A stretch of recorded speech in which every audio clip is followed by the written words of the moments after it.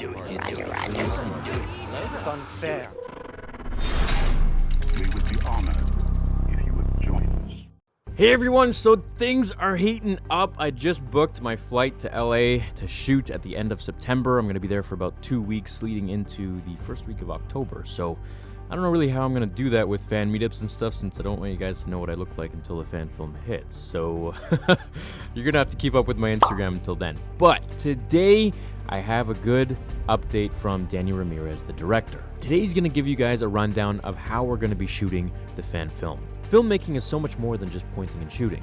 There's so much more to it, and I hope in this video you guys are going to find out just how we're going to make the best fan film ever. Now, since this is a fan film for the fans, you guys have to be up to date on everything that we're doing, and I want to include you in the process of everything, just because it's more fun that way, and you deserve it. His channel link is in the description below. So, without further ado, here is Danny and his explanation of how he's going to shoot the fan film. What is up, my fellow nerds and gangsters? Welcome back to the Spiffy Nerd Herder channel. I am Danny, and today we are talking about production update 3 for Star Wars Theory's Vader fan web series. To that I say, all right. It has been a second, admittedly, since I posted an update, and I'm truly sorry, but we have been super busy. Liar! We have got locations now. We have got most of our actors, but we're still missing one thing.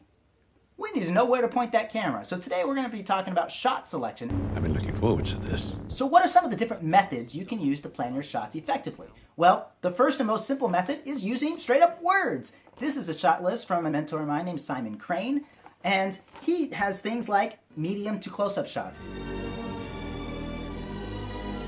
If you want to get a little bit more specific, which most of the time you do, you can use overheads, which he also provided. Now, an overhead is like a bird's eye view of the scene. He specifies where the characters are, how they will be moving, and how the camera will follow or track and film them. The two methods that we're primarily using on Vader is, one, storyboards. You've all seen storyboards like these examples from Indiana Jones and the Raiders of the Lost Ark. They designate what's in the frame, what angle the camera is at, how high the camera is, how the camera moves, how the actors are going to move within the frame. The second method we're doing is actually a little bit new to me, and it's the first time I've done it on a film.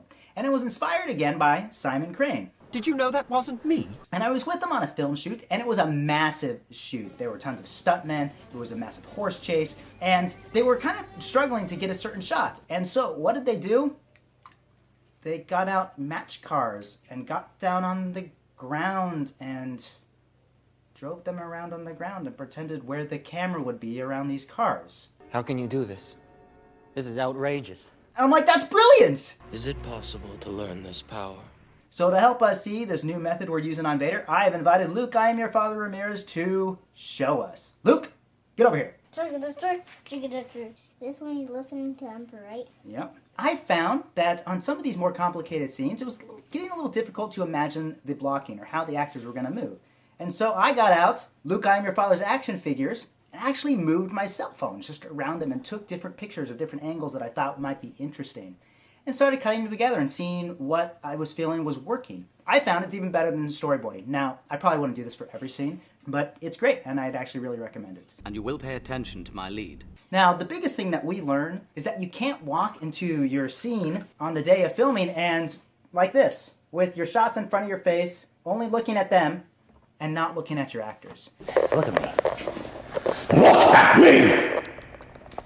All the preparation you do in shot planning or whatever it might be is just that. It's preparation to be further inspired if the moment allows you to be. Don't ever lose track of watching your actors and being in the moment so that you're always able to capture lightning in a bottle and to be able to make changes to your shots when you need to.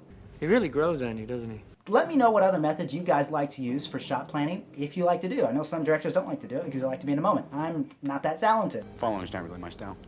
And Luke, I'm your father, Ramirez. Say goodbye. Bye-bye. See you next time. Don't do anything we wouldn't do twice. So thanks Danny and Luke for the video update. And yes, his son's name is Luke. If you guys have any ideas or any input on how you think it should be filmed, feel free to just comment down below. This is going to be your fan film. So if you got questions or, even comments, please, my friends. On that note, I will see you guys in the next episode of Star Wars Theory. Until then, my fellow Jedi and Sith friends, remember, The Force will be with you always. Now, for